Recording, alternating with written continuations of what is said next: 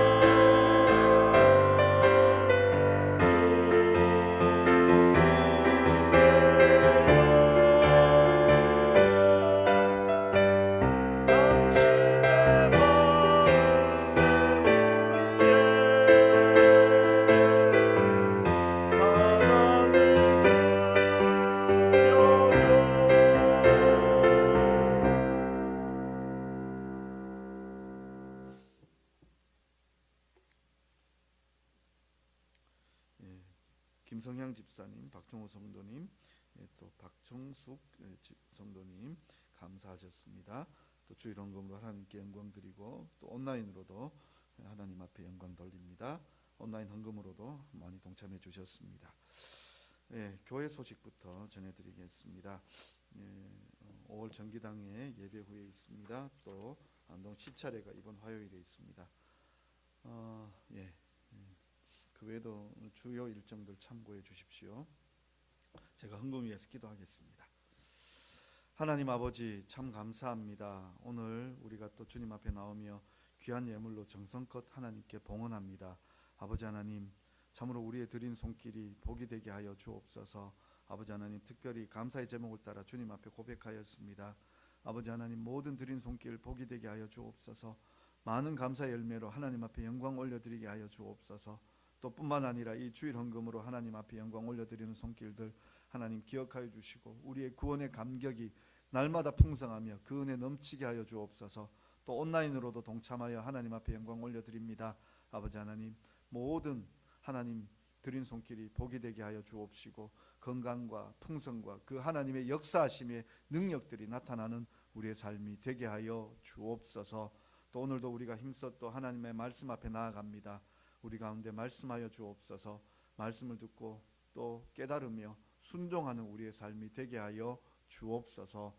예수님의 이름으로 기도드리옵나이다. 아멘.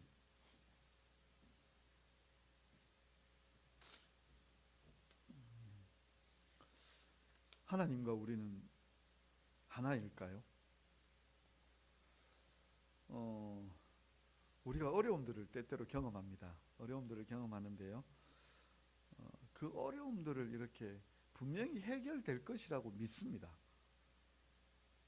근데 해결되는 그 방법들을 보면 정말 간당간당하게 해결해 주십니다. 예를 들어서 물질이 필요해요. 물질이 필요한데 하나님께 우리가 기도할 때 어떤 때 기도하는가 하면, 내가 충분히 다 해결할 수 있으면 물질에 대하여 구하지 않죠. 참 답이 없어요. 어떻게 해결해야 될까 답이 없을 때 우리는 이제 힘써 기도하죠. 하나님 도와주십시오. 하나님 도와주십시오. 그래서 간절히 기도하는데 우리에게서 해결 방법이 안 나오고, 분명히 하나님께서는 해결해 주실 것 같고, 이래서 이제 기다리죠. 정말 하나님께서 주시는 은혜는 그 마지막에 주시더라고요. 우리 애간장 다 녹이시고 우리 다 힘들게 하고 난 다음에 주시는데 그 필요한 만큼만 주세요. 근데 우리가 믿는 하나님은 어떤 하나님이세요? 우리를 사랑하시는 하나님, 우리에게 풍성한 은혜를 베푸시는 하나님이시잖아요. 그러면 풍성한 은혜 베푸시는 하나님께서 좀 풍성히 미리미리 우리에게 넉넉히 주시면 우리의 마음이 편치 않을까요? 하나님께서 왜 꼭 마지막에 또 그것도 정말 아슬아슬하게 그렇게 우리에게 응답해 주실까요? 하나님이 우리와 같은 편 맞으신가요? 혹시 우리와 좀 다른 편에 계시다가 그냥 마지막에 그냥 주시는 거 아닌가요? 오늘 말씀은 보면은요, 하나님이 우리와 함께 하신다라고 그렇게 말씀을 하고 있어요. 11절부터 22절까지 뭐 내용들이 여러 가지 쭉 나오지만, 제가 오늘 이렇게 한 절 한 절 이렇게 좀 살펴보겠지만, 제일 골자는 그거예요. 하나님이 우리와 함께 하신다예요. 저는 오늘 본문에서 제일 중요한 단어를 꼽으라면, 제목에도 나와 있지만 하나님이 거하실 처소, 하나님이 거하시는 처소, 마지막 거하시는, 이 거한다라는 말은 거주한다라는 뜻이거든요. 당신 거주지 어딥니까? 라고 이야기한다면 그 거주지는 우리가 살고 있는 장소를 얘기하죠. 내가 들어가 살고 있는 그 집, 우리 집이라고 얘기하는 그 공간, 그걸 거주지라고 이야기하죠. 하나님의 거주지가 어디냐라고 얘기할 때 우리라고 이야기하세요. 그 말은 곧 우리와 함께 하신다라는 뜻이거든요. 근데 정말 우리와 하나님께서 함께 하시는 거예요. 11절에 보면 우리에게 먼저 이런 얘기를 합니다. 그러므로 생각하라. 너희는 그때 육체로는 이방인이요 손으로는 육체에 행한 할례를 받는 무리라 칭하는 자들로부터 할례를 받지 않은 무리라 칭함을 받는 자들이라. 우리가 어떤 사람이라는 것을 딱 이야기합니다. 어떤 사람들이냐? 이방인이라고 이야기합니다. 또 손으로 육체에 행한 할례를 받은 무리, 길게 설명이 되어 있지만 유대인들을 얘기하죠. 유대인들로부터 너희는 할례를 받지 않는 사람들이다. 유대인 아니다. 왜 이런 이야기를 하는가? 이런 표현을 쓰는가? 그 다음 12절에 보면은요. 그때 너희는 그리스도 밖에 있었고 이스라엘 나라 밖의 사람이라. 약속의 언약들에 대하여는 외인이요 세상에서 소망이 없고 하나님도 없는 자이더니.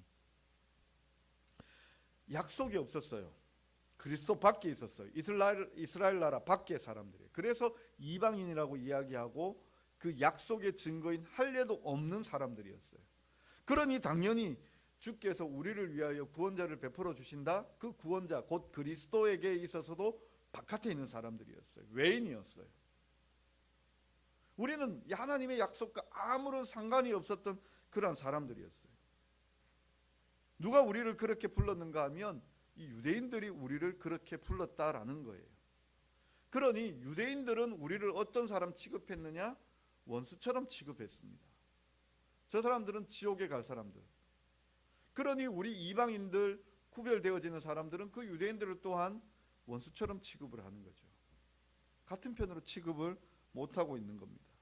그런데 하나님께서 우리를 불러 가까워지게 하셨습니다. 그게 13절의 말씀이죠. 이제는 전에 멀리 있던 너희가 그리스도 예수 안에서 그리스도의 피로 가까워졌느니라. 이 가까워졌다라는 말은 하나가 되었다라는 뜻을 가지고 있습니다. 함께 되었다, 하나가 되었다. 그런데 이 함께 되었다라는 말을 우리가 다르게 생각해 보면 여기에서 이 주어를 묘하게 피해가고 있어요. 지금 이방인과 유대인이 하나가 되었는지, 하나님과 우리 사이가 하나가 되었는지 참 구체적으로 드러내지 않지만 하나가 되었다라고 이야기합니다. 물론 결론적으로 보자면 우리가 어떻게 되었는가 하면 하나님과 우리 사이에도 하나가 되어졌고, 또 사람들, 이방인과 유대인들도 하나가 되어졌습니다. 그 이야기가 이 13절, 14절에 더하여서 나오죠. 14절에 보면 그는 우리의 화평이신지라 둘로 하나를 만드사 원수된 것 곧 중간에 막힌 담을 자기 육체로 허시고. 자기 육체로 허시면서 막힌 담을 헐어주셨습니다. 이 막힌다는 것은 소통이 안 된다라는 거죠. 막혀 있으면 들리지가 않고 보이지도 않습니다. 소통 안 됩니다. 소통 안 되면은요 불화가 일어납니다. 제가 그 설교만 듣지는 않습니다. 그 유튜브를 보면 요즘 별의별 강의들 다 있죠. 인문학 강의도 있고 뭐 별의별 강의들이 있는데 그 법륜 스님, 그 사람의 증문즉설도 듣습니다. 어떤 세상 사람들이 가지고 있는, 불신자들이 가지고 있는 고민들은 어떤 것인가, 또 뿐만 아니라 어떻게 거기에 대하여 답을 하고 있는가라고 그렇게 살펴보기도 합니다. 또 저도 그렇게 듣다가 보면 저 말은 맞는 말이다라고 고개도 끄덕여지는 것들도 있습니다. 그 증문즉설을 이렇게 듣다가 보니까요, 어떤 부인이, 중년 부인이 이렇게 이제 자기 고민을 그 법륜 스님에게 이야기하는 걸 들었는데요. 자기 남편과 현재 25년을 살고 있대요. 20년은 맞벌이하고 최근 5년은 이제 자기는 은퇴했고 남편은 계속해서 이제 외벌이로 이렇게 돈을 벌고 있는데, 이 5년 동안 20년 못다 싸운 거 다 싸웠답니다.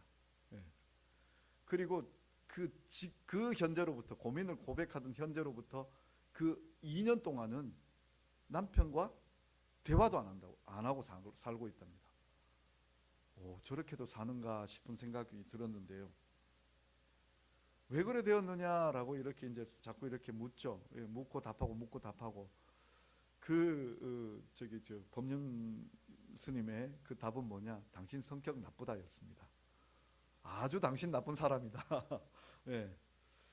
저는 거기에서 두 가지를 생각을 했습니다. 뭔 두 가지를 했는가 하면은, 내 마음이 닫혀져 있는 나쁜 사람이기 때문에 남편과 통화 못한다, 소통이 안 된다라는 그 얘기를 하고 있는 것이라고 듣고요. 또 하나가 뭐냐 하면, 아니 만약에 제가 우리 집사님들이 상담을 왔는데 집사님 성격 바꾸셔야 됩니다, 그 나쁜 성격 고치셔야 됩니다 라고 얘기하면 저랑 얘기할까요? 저랑 얘기 안 할 거예요. 근데 그 사람은 하더라고요. 그러니까 하니까 사람들이 그걸 또 듣고 있어요. 무슨 얘기냐, 마음 열고 들으려고, 소통하려고 들으려면 그게 들려요. 자기를 찌르는 말인데, 당신 나쁜 사람이요, 당신이 마음 닫고 있는 사람이요, 당신이 지금 그 성격이 잘못되어 있기 때문에 그런 일이 일어나는 건데 라고 그렇게 찔러도 그걸 받아들이고 있더라고요. 결국 무슨 얘기냐, 소통이 안 되니까 싸우고 있다라는 거고, 소통이 되니까요 아무리 나를 찌르는 말도 듣고 있더라고요. 평화가 일어나고 있는 거죠. 멱살잡이 싸움이 일어나는 게 아니라 화평이 일어나고 있는 거예요. 예수님께서 이 땅에 오셔서 화평을 이루신 거예요. 어떻게 화평을 이루셨느냐, 이방인과 유대인들이 서로 하나가 되지 못하고 원수되어 사는데 그 막힌 담을 헐어주셨어요. 근데 사람 사이에 막힌 담을 헐어주셨을 뿐만 아니라 더 나아가서 이 십자가의 그 피로 공로로 헐어주신 것은 하나님과 우리 사이에 그 불화의 담을 헐어주셨어요. 죄로 말미암아 단절되었던 소통이 예수 그리스도로 말미암아 하나 되게 해주셨어요. 온전케 해주셨어요. 하나님의 말씀을 들을 수 있는 귀를 열어주셨어요. 하나님과 하나가 되어지니까요, 하나님을 통하여 사람과도 하나가 되어지는 거예요. 그게 15절이죠. 법조문으로 된 계명의 율법을 폐하셨으니 이는 이 둘로 자기 안에서 한 세 사람을 지어 화평하게 하시고. 법조문으로 말미암아 우리가 알게 된 것은 죄였어요. 깨달았던 것은 죄였어요. 죄가 있으니 하나님 앞에 나아갈 수 없었고, 죄로 말미암아 하나님과 불통할 수밖에 없는데, 예수 그리스도께서 그 죄를 가져가셨어요. 십자가의 그 피 흘리심으로 말미암아, 속죄함으로 말미암아 우리의 죄를 담당해 주셨어요. 그래서 우리가 하나님과 소통할 수 있는 거예요. 하나님과 화평할 수 있는 거예요. 그 화평의 열매들이 눈에 보이지 아니하는 하나님, 그와 하나가 되어지고 나니까 그 다음은요, 이웃과도 하나가 되는 거예요. 우리가 새 사람이 되어져 가는 겁니다. 우리 한 사람 한 사람이 새 사람이지만 우리가 모여져서 하나님의 사람으로 새롭게 변화되어져 치워져 가고 있는 거죠. 우리가 한 성령으로 하나가 되어졌다라고 성경이 우리에게 말씀합니다. 한 성령으로 함께 모여서 한 하나님 앞에 나아갑니다. 그게 18절이죠. 이는 그로 말미암아 우리 둘이 한 성령 안에서 아버지께 나아감을 얻게 하려 하심이라. 근데 그 17절에 보면 우리가 먼 데 있고 가까운 데 있고, 가까운 데 있는 사람들은 유대인들이라고 이야기한다면 먼 데 있는 사람들은 바로 이방인들이죠. 우리 모두가 하나님과 원수되었는데 우리가 예수 그리스도로 말미암아 하나가 되었습니다. 그래서 어떻게 되었느냐, 19절에 보면 우리가 하나님의 권속이 되었다라고 이야기하고 있습니다. 하나님의 권속이라는 말은 하나님의 가족이 되었다라는 뜻입니다. 이제는 우리가 외인도 아니요, 바깥에 있는 사람도 아니고, 나그네도 아니고, 그리고 우리는 하나님 안에 있는 사람들이고, 성도라고 불리는 사람들이고, 하늘의 시민권을 가진 사람들이고, 하나님의 가족이 된 것이죠. 그건 유대인이나 이방인이나 아무 상관이 없어요. 새롭게 피조물로 지음받은 거예요. 새 사람이 된 거예요. 모두 다 새 사람이 된 거예요. 예전에 유대인들은 자기 약속, 그 약속 안에서 우리는 혈통적으로 유대인이다, 그래서 구원 얻었다, 율법으로 말미암아 우리는 구원 얻는다라고 이야기하는 사람들도 이제는요, 그 약속이 뭐냐라고 얘기할 때 믿음으로 말미암아 구원 얻는다가 되어진 거예요. 우리는 약속도 없었어요. 그런데 이제는 예수 그리스도의 그 복음이 우리에게 전달되어진 거예요. 복음이 뭐냐라고 얘기할 때 믿음으로 말미암아 구원 얻는다라는 이야기예요. 우리가 예수 그리스도를 믿음으로 말미암아 구원을 얻게 된 것입니다. 그래서 이것을 설명하는 것이 20절이죠. 너희는 사도들과 선지자들의 터 위에 세우심을 입은 자라. 사도들과 선지자들, 선지자들은 구약의 율법을 이야기하고 있습니다. 이방인들, 유대인들을 이야기하고 있는 거죠. 그 약속을 이야기하고 있습니다. 무슨 약속입니까? 하나님께서 구원자 그리스도를 보내어 주겠다라는 약속이었습니다. 다윗의 혈통으로, 아브라함의 후손으로 하나님께서 그리스도를 보내시겠다라는 약속이었습니다. 그게 선지자들이 해오던 말이었습니다. 그 선지자들의 위에 또 하나가 뭔가 하면 사도들 위에라고 되어져 있습니다. 사도들은 뭐냐 하면 예수 그리스도가 이 땅에 오셔서 우리를 위하여 십자가에 달려서 돌아가셨습니다. 예수 그리스도가 구원자이십니다. 구원자이심을 선포하였습니다. 그게 복음입니다.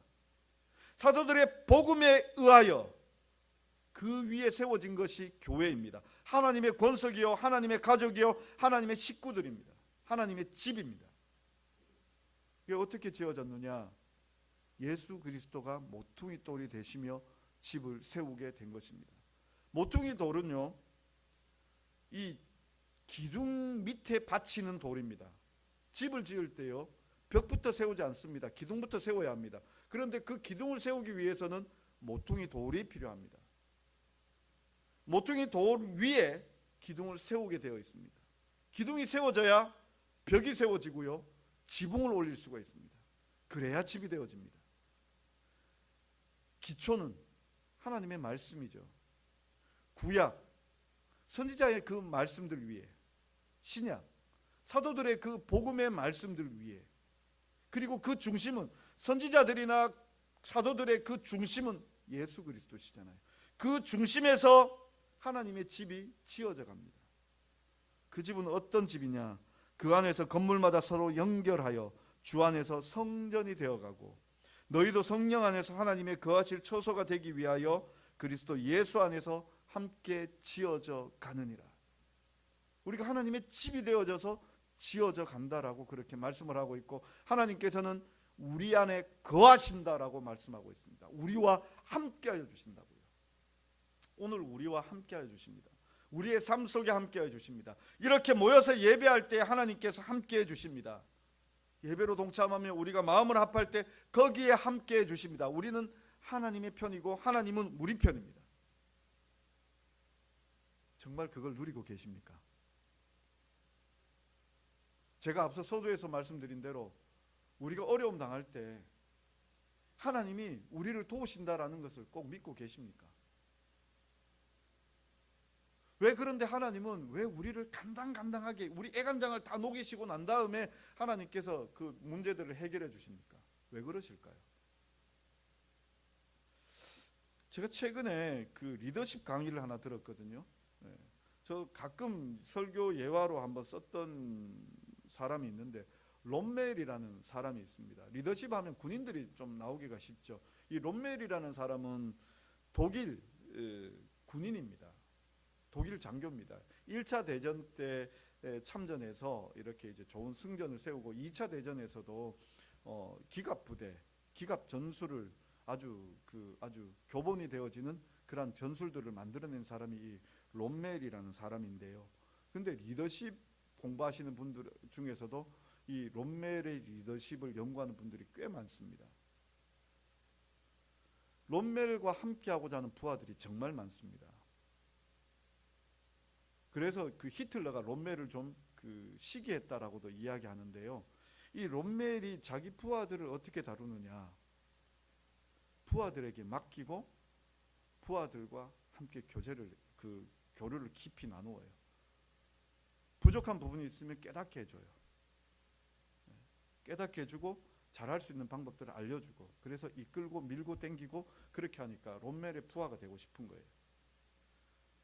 롬멜의 예화 중에 이야기 일화 중에 이런 것들이 있습니다. 롬멜이 그 사막에서, 북아프리카 사막에서 연합군 탱크 부대와 이렇게 함께 마주치게 되었는데, 독일군이 숫자적으로 열세였어요. 이 롬멜은 자기들이 먼저 공격해서 처부수는 그 공격만 했었는데, 연합군이 롬멜이 공격하기 전에 우리가 먼저 공격하겠다라고 작전을 세우고 들어온다라는 정보를 얻은 거예요. 근데 문제가 생겼어요. 롬멜의 부대가 지금 당황한 거예요. 왜냐하면 수비를 해본 적이 없어요. 수비를요. 먼저 무조건 선제 공격이고 깨부수고 들어가서 자지차리하고, 후퇴하면 들어가고 후퇴하면 들어가고, 이것만 했기 때문에 한 번도 이렇게 수비해 본 적이 없는 거예요. 그래서 일단 교본대로 하는 거예요. 교본대로. 그래서 높은 위치 고지를 차지하고, 이제 적군이라고 하니 좀 그렇지만 연합군이 어디로 쳐들어오는지 이제 길목마다 이제 진영을 짜죠. 가장 약해 보이고 또 가장 강력하게 공세를 펼쳐올 그 장소가 딱 있는데, 거기에 자기가 제일 아끼는 유능한 부하를 거기에다가 심었어요. 그리고는 거기를 지키라고 이야기하는데, 내가 반드시 너를 도우러 오겠다, 버텨라, 이 작전만 준 거예요. 버텨라. 내가 반드시 너를 도우러 오겠다. 그런데 정말 전쟁이 벌어지니까요, 연합군들이 그 계획한 대로 그 약하다는 그 부분으로 쳐들어오기 시작하는 거예요. 근데 이 롬멜이 아끼고 사랑하는 이 부하가, 그 부하가 롬멜이 그 아끼고 사랑하는 이유가 있죠. 그 버틸만 하니까요. 그래서 거기 제일 중요한 데를 맡겼고 약점을 맡겼고 거기에다가 버티라고 했으니까 진짜 버틴 거예요. 어디까지? 죽기 직전까지. 죽기 직전까지 버틴 거예요. 근데 지금 그 죽기 직전까지 버티는 그 시점, 그래서 이제 정말 다 죽기 직전, 그 직전에 롬멜이 온 거예요. 그러니까 전세가 역전이 되는 거고, 버텼으니까 이제 전쟁은 버티다가 이제 더 이기면, 밀어붙이면 이기게 되는 거잖아요. 롬멜이 거기에서 이긴 거예요. 근데 그 부하들은 뭘 경험하는가 하면요, 첫 번째는 뭔가 하면 반드시 롬멜은 온다. 그 첫 번째 경험하는 거고요. 두 번째가 뭔가 하면요, 자기의 실력이, 능력이 배가가 돼요. 자기들은 분명히 부족한 숫자였고 이길 수 없었는데 버텨서 자기의 능력이, 자기의 힘이 큰 거예요. 이것도 되는구나, 우리가 할 수 있구나. 저는 거기에서 신앙이란 게 이와 비슷하지 아니할까 이런 생각을 해봅니다. 롬멜하고 그 부하하고 같은 편이잖아요. 하나님께서 우리에게 왜 고난과 연단과 어려움들을 주실까요? 그리고 그 고난에 허덕이면서 정말 숨 모시고 기도할 힘조차 없을 때까지 우리가 정말 힘들어지고 어려워지고, 하나님 대체 나에게 왜 이러십니까?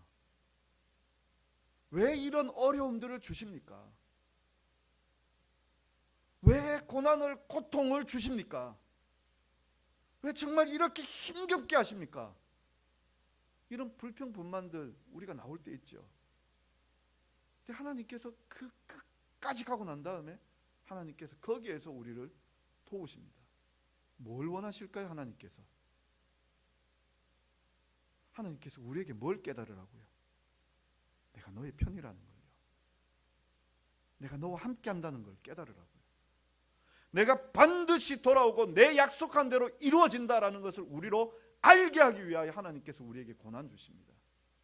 고난도 내 힘에 겹도록요. 한번 생각을 해보십시오. 내가 능히 견딜 수 있는 게 있어요. 만약에요, 제가 물건을 하나 드는데요, 이 무거운 물건 이렇게 막 드는데 내가 이걸 번쩍 들어 올릴 수 있다면 그건 누구 힘으로 들어 올린 겁니까? 내 힘으로 들어 올린 거죠. 근데 내가 아무리 애써도 이게 들어 올리지 못하겠어요. 달짝달짝만 돼요. 그냥 살짝만 움직여요. 그런데 내가 이렇게 들고 힘쓰고 애쓰고 있는데 우리 장로님 와서 나를 도와주셔서 이렇게 들어 올렸다. 누가 든 거예요? 누구 때문에 든 거예요? 내 힘으로는 안 되는 거였어요. 장로님이 도와주셔서 든 거예요. 내가 안 되는데 하나님께서 도와주시는 거예요. 반드시 도와주신다라고 약속해 주셨으니 내 편이 되어 주셔서 하나님께서 찾아와 주셔서 도와주시는 거예요. 근데 그 도와주신다라는 한편이라는 그것뿐만 아니라 또 내가 뭘 경험하게 되는가 하면은요, 내 힘이 세져요. 내 힘이요. 왜 그 요즘 그 헬스 하는 거 개인 트레이너들 붙여서까지 몸을 아주 좋게 만드는 분들 계시잖아요. 근데 그 근육을 키우기 위해서 하는 게 뭐예요? 내가 오늘 이렇게 10번 할 수 있다면 한 개 더 그러잖아요. 그래서 몇 개를 더하게 만들고, 그래야만 근육 그 힘이 더 세지잖아요. 하나님께서 지난번 연단을 경험하며 우리로 더 강한 믿음, 더 좋은 믿음이 되게 하셨으면 그 다음에는요, 더 큰 어려움, 더 큰 환난을 우리에게 주세요. 그러면서 무슨 확신을 하게 하는가 하면, 내가 정말 사망의 음침한 골짜기로 갈지라도, 정말 어렵고 힘들고 포기하고 싶은 그 상황에 갈지라도 거기서도 뭐 하는가 하면, 하나님은 내 편이시구나, 내 믿음이 더 강해질 수 있도록 우리를 이끌어 주시는 거예요. 참 하나님은 우리를 어렵게 합니다. 힘들게 합니다. 그런데 하나님께서 그렇게 하시며 우리의 믿음을 키워 가십니다. 힘들고 어려울 수 있습니다. 그러나 우리가 포기치 말아야 하는 게 무엇인가 하면 하나님이 우리와 함께 하신다라는 겁니다. 우리와 함께 하신다. 우리 한 사람 한 사람 그렇게 해요. 어렵고 힘들고 이렇게 힘든 것들을 경험하잖아요. 그러면서 하나님을 경험하잖아요. 그런데 문제가 뭐냐면 이렇게 경험하는데 우리가 같은 편이라는 거예요. 내가 하나님과 한 편이라면 여기 모여있는 우리 모두가 하나님 편이에요. 교회는 하나예요. 교회는 하나님이 거하시는 집이에요. 우리 한 사람 한 사람이 거하시는 하나님의 처소가 되어지지만 우리 모두가 또한 하나님으로 하나님의 집이 지어져가는 그 하나님의 거하실 성전으로 지어져가는 교회가 바로 하나님과 한 편이 되어지고 하나님과 함께하는 그 장소예요. 우리가요 지금 이렇게 모여서 하나님 앞에 예배드리는데 우리의 이 예배를 하나님은 분명히 받으십니다. 우리 안에 거하시는 예수 그리스도 그분이 함께해 주시기 때문입니다. 지난주에 제가 이런 서론을 말씀을 드렸죠. 내 안에 계시는 예수 그리스도의 영이 당신 안에 계시는 예수 그리스도의 영에게 문안드립니다. 그 인사 얘기해 드렸죠. 그죠? 영어로 해 드렸었죠. 그죠? 근데 지금 우리 안에는 이 공간 안에는 또 그리고 온라인으로 참여하는 우리 성도님들 안에는 하나님께서 함께하고 계십니다. 우리가 같이 예배드리고 있는 겁니다. 우리가 정말 우리 교회가 어려움들을 당하고 힘든 일들을 당할 때 하나님께서는 우리를 포기치 아니하십니다. 전술적으로 전략적으로 우리를 약한 곳에 보내주시고 하나님께서 주신 약속이 뭐냐 하면 내가 너와 함께하겠다. 버텨라. 버텨라. 기다려라. 새벽마다요 사람들이 와서 같이 기도해요. 통성의 기도가요 30분 이상 가고 있어요. 참 희한하게도 사람들이 자꾸 와요. 우리 성도님들도 함께 동참해 주십시오. 우리 성도님들도 또 뿐만 아니라 이렇게 예배로 모일 때마다 하나님을 간절히 사모하고 우리 모두가 하나라는 것을 꼭 기억해 주셨으면 좋겠습니다. 하나님께서 버텨라 버텨라. 지금요 점점 교회도 줄고 교인도 줍니다.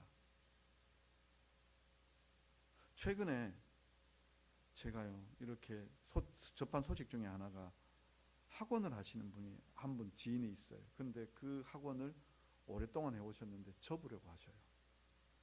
그것도 저기 조금 우리보다 큰 도시에 혁신도시 쪽에서 잘 돼가는 지역이라고 이야기하는 그런 도시에서 학원을 하시는데 접으려고 하세요. 왜 접으려고 하시느냐? 아이들이 적대요. 혁신도시인데도 인구가 몰려오는 곳인데도 아이들이 적대요.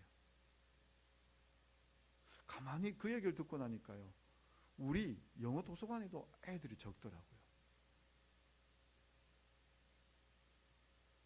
그러면 당연히 교회가 모이는 숫자가 적거든요. 근데 희한하게도 우리 교회는 새벽에도 모이고 점점 더 모이고 있어요. 하나님께서 함께 해주고 계세요. 근데 우리가 이때를 버티고 버티며 사모하고 견뎌야 돼요. 우리에게 필요한 것이 하나님이 우리와 함께 하시고 우리 편에 계시고 우리에게 은혜 베풀고 계시다라는 것을 우리가 인정하고 믿고 견뎌야 합니다. 교회를 떠나면 우리의 각자의 삶의 처소가 있죠. 그곳에서 버티고 견디셔야 합니다. 우리가 함께 모였을 때 그리스도께서 이 안에 계시고 이 안에 역사하여 계시며 우리의 예배를 받으신다는 것을 믿으시며 버티셔야 합니다. 생명의 은혜를 구하시고 그 은혜를 구하시며 버티셔야 합니다. 그럴 때 하나님은 우리와 함께하여 주시고 우리에게 놀라운 믿음의 은혜들을 다하여 주실 것입니다. 저는 새벽마다 기도하는 게 그겁니다. 우리 성도님들이 생명의 성령의 그 증거들을 누리게 해 주시옵소서. 그래서 정말 삶 속에서도 버티고 우리가 모였을 때 그런 승리의 기쁨들을 나누는, 그래서 하나님의 영광의 찬송이 이 안에 넘치는 그런 은혜를 우리가 누리길 원합니다. 우리 성도님들이요, 어려움이 올 수 있습니다. 분명히 어려움 옵니다. 그런데 견디고 버티는 우리의 믿음이 되실 수 있기를 간절히 바랍니다. 직장이건 가정이건 이 교회이건 어디서든지 어려움 올 때에 오직 주님이 우리 편이시라는 거, 우리가 주님과 함께 거하고 있다라는 거, 주님이 거하는 그 교회 안에 이 내가 지어져 갈 성전으로 함께 하고 있다는 것 기억하시며 주님 안에 거하시는 우리 성도님들 되실 수 있기를 간절히 바랍니다. 기도하겠습니다. 사랑하는 주님, 우리가 하나님의 약속 밖에 있었던 사람들이고 하나님으로부터 멀리 떨어진 이방인들이었고 나그네들이었으나 이제는 그리스도 예수 안에서 하나님의 권속이 되었습니다. 우리 모두가 한 형제 자매로 불리움을 받으며 하나님의 자녀가 되었습니다. 아버지 하나님, 주님이 나의 아버지가 되어주시고 나와 같은 편이 되어주시며 나를 떠나지 아니하시며 나를 도우고 계시다라는 것을 깨닫게 하여 주옵소서. 알게 하여 주옵소서. 믿게 하여 주옵소서. 경험하게 하여 주옵소서. 뿐만 아니라 참으로 주께서 우리 교회를 사랑하시며 우리와 함께 하여 주시며 우리 위에 역사하여 주시는 것을 알게 하시고 믿게 하시고 경험하게 하여 주옵소서. 아버지 하나님, 새벽마다 많은 이들이 부르짖고 기도합니다. 은혜 더하여 주옵소서. 이렇게 또 주일의 예배를 통하여 하나님 앞에 믿음으로 나아갑니다. 아버지 하나님, 더 큰 은혜 베풀어 주옵소서. 우리 성도들의 삶 속에 하나님의 그 생명의 능력들이 풍성히 나타나게 하여 주옵소서. 믿음의 증거들을 가진 날마다 간증하며 하나님을 찬양하는 우리 성도들 다 되게 하여 주옵소서. 버티고 버티는 믿음 우리에게 더하여 주옵소서. 다시 오실 주님을 바라보며 날마다 소망하며 나아가는 우리의 믿음 되게 하여 주옵소서. 예수님의 이름으로 기도드리옵나이다. 아멘. 우리 다 자리에서 일어나셔서 찬송가 210장입니다. 210장 찬송 드립니다.